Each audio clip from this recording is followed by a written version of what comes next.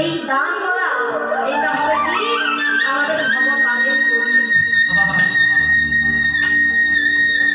ভগবান বললেন নবকলির জীব 10 টাকা তোমার আয়, তার মধ্য থেকে যদি 8 টাকা গোবিন্দের চরণে দাও, যদি 2 টাকা তোমার সঞ্চয় হিসেবে রাখো, এই দান কখনো বিফলে যাবে না। তাই সকলের চরণ ধরে বলবেন, সকলে দান করবেন ভগবানের নামে।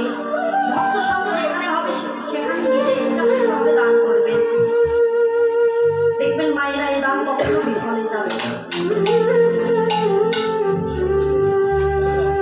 এখন যে লীলাটি পরিবেশন করতে চলেছি সেটি হলো আমার ভগবান শ্রীকৃষ্ণের রূপ অনুরাগ লীলা, অভিষ্কার লীলা।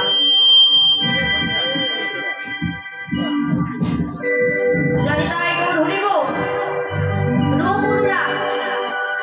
মায়েরা আজকে যে লীলাটি পরিবেশন করতে চলেছি সেটি হলো আমার ভগবান শ্রীকৃষ্ণের রূপ বর্ণনা করতে হবে।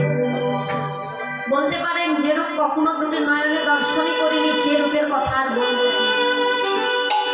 যে রূপ কখনো দুটি নয়নে দর্শন করিনি সে রূপের কথা কি তাহলে বলবো।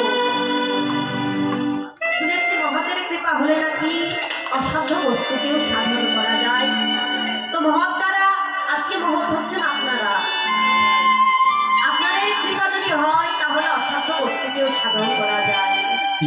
তো এই লীলাটি পরিবেশনে সুরে তালে কথায় পদে অনেক অনেক রূপ তৈরি হবে। কিবোর্ডে লো দেন।